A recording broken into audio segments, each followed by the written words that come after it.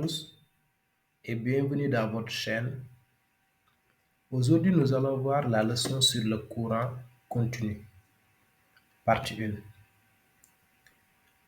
Alors, pour rappel, nous allons voir d'abord les différents types de courant électrique ainsi que leurs utilisations. Nous avons deux types de courant électrique, donc le courant continu et le courant alternatif. Pour le courant continu, c'est le courant que l'on retrouve au niveau des piles, c'est-à-dire les piles jetables, au niveau des accumulateurs, appelés aussi batteries, que l'on retrouve au niveau des voitures, et aussi le courant électrique, on retrouve au niveau des panneaux solaires. Ici, les panneaux solaires produisent de l'énergie électrique grâce à la lumière du soleil sous forme de courant continu. Donc, bref, le courant continu, on le retrouve au niveau par exemple, des ordinateurs portables, des téléphones portables et aussi des lampes de poche. Alors, pour le courant alternatif, c'est le courant que l'on utilise généralement pour le transport et la distribution de l'énergie électrique. Alors, qui parle de transport et de distribution, nous faisons allusion à la Sénélec. Donc, le courant électrique que nous recevons au niveau de nos maisons s'appelle le courant alternatif délivré par la Sénélec. Ça nous sert, comme nous le savons, d'éclairage, de chauffage pour certains, pour faire la cuisine. Alors, nous allons nous focaliser uniquement sur le courant électrique continu. Nous aurons l'occasion dans les vidéos à venir de parler du courant électrique, du courant alternatif. Alors, nous fixons comme objectif, à la fin de la séance, l'apprenant doit être capable d'identifier le sens conventionnel du courant électrique dans un circuit donné. En deux, savoir c'est quoi l'intensité du courant électrique ainsi que son unité dans le système international. Et enfin, de savoir utiliser la loi des nœuds dans un circuit donné. Alors, nous proposons comme plan de travail d'abord en 1, la définition du courant électrique. En 2, les effets du courant électrique. En 3, le sens conventionnel du courant électrique continu. 4, constitution d'un circuit électrique. En 5, l'intensité du courant électrique. Et enfin, la loi des nœuds. Alors, en 1, pour la définition, on dit que le courant électrique est un mouvement d'ensemble de porteurs de charge électrique. C'est-à-dire c'est un déplacement de porteurs de charge électrique. Alors, pour les porteurs de charge, nous distinguons deux types de porteurs de charge, à savoir les électrons qui sont chargés négativement et les ions qui sont chargés positivement ou négativement. Alors, pour les électrons, on les retrouve au niveau des métaux tels que l'aluminium, le cuivre, le fer, etc. Et pour les ions, on les retrouve au niveau des solutions électrolytes, c'est-à-dire les solutions aqueuses, dites aussi solutions liquides. Alors, pour les effets du courant électrique, nous distinguons trois types d'effets.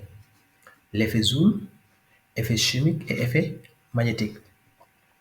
Pour l'effet Joule, alors l'effet Joule est aussi appelé effet calorifique ou bien effet thermique. C'est le dégagement de chaleur par un conducteur lors du passage du courant électrique. Ici, un conducteur C'est tout corps capable de laisser passer le courant électrique. Exemple, le fer, le cuivre, l'aluminium, tout ça sont des conducteurs. Un contre-exemple, nous pouvons prendre le bois. Le bois n'est pas un conducteur parce qu'il ne laisse pas passer le courant électrique. C'est plutôt un isolant.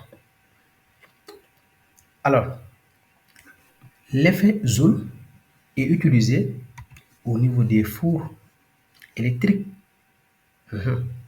Et aussi au niveau des plaques de cuisson ou bien des fers à repasser que nous utilisons, donc fonctionne sous l'effet Joule. Donc bref, dans tous les appareils chauffants, voilà, on utilise de l'effet Joule.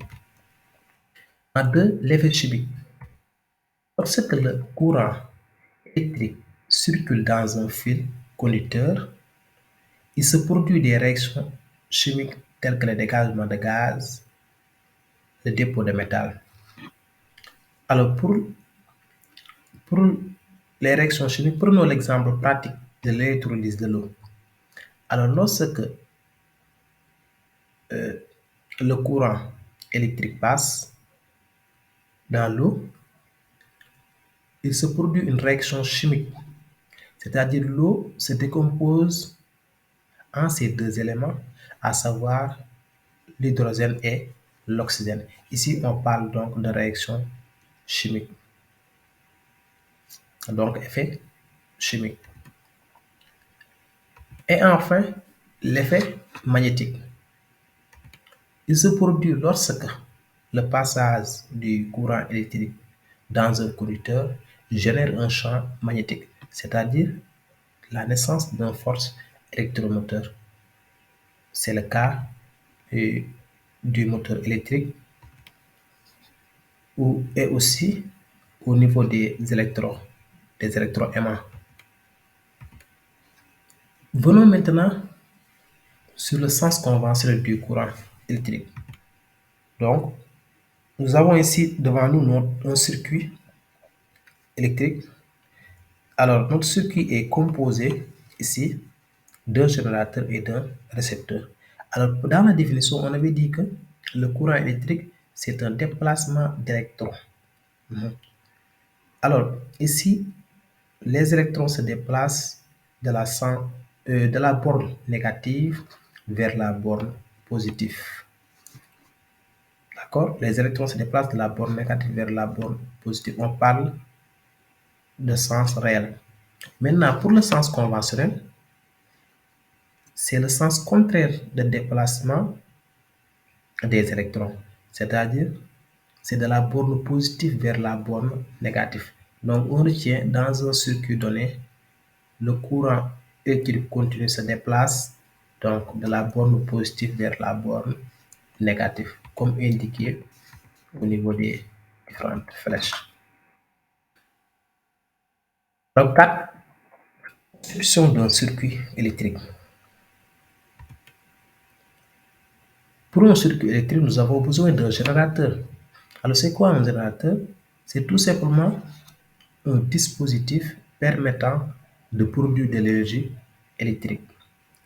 Alors, nous avons besoin d'un récepteur aussi, c'est-à-dire le courant électrique délivré par le générateur est reçu par le récepteur qui est ici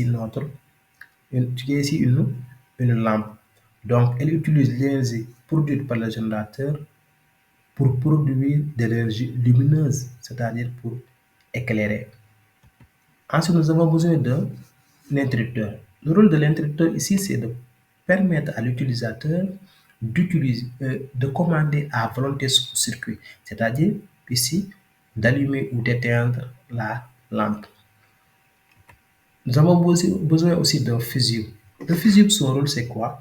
C'est tout simplement de protéger le circuit en cas de surintensité. Surintensité, ça veut dire en cas de circuit, de court-circuit ou bien de surcharge. Et enfin, nous avons besoin des fils connecteurs. C'est pour relier les différents appareils que nous avons dans notre circuit. Alors, en 5, l'intensité du courant électrique. On dit l'intensité du courant électrique correspond à un débit d'électrons. C'est le nombre d'électrons qui passent en un point d'un circuit en un temps donné. Donc, mathématiquement, on le traduit par I égale à Q sur T. Alors, I, c'est le grandeur électrique. Alors, on note I, il s'exprime en ampères. Donc, par exemple, on peut dire que I égale à 5A. Ça veut dire que I égale à 5 ampères. Donc, l'unité internationale de l'intensité, c'est ampères. Q, c'est quoi? Q, c'est la quantité d'électricité. Son unité, c'est en coulomb. T, c'est le temps de passage du courant. Il est noté en secondes. Donc, on retient ces 3 unités de mesure. Alors, terminons maintenant avec la loi des nœuds. Alors, la loi des nœuds stipule que la somme des intensités des courants électriques qui arrivent à un nœud est égale à la somme des intensités qui en repartent.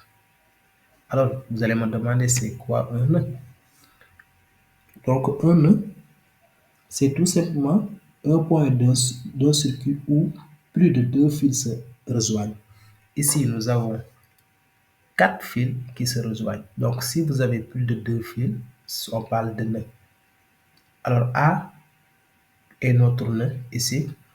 Alors, nous avons I1 qui arrive vers A, I2 aussi arrive vers A. Alors, regardez, I3 part, I4 part. Donc, la définition dit que c'est la somme des intensités qui arrivent à un nœud est égale à la somme des intensités qui en partent.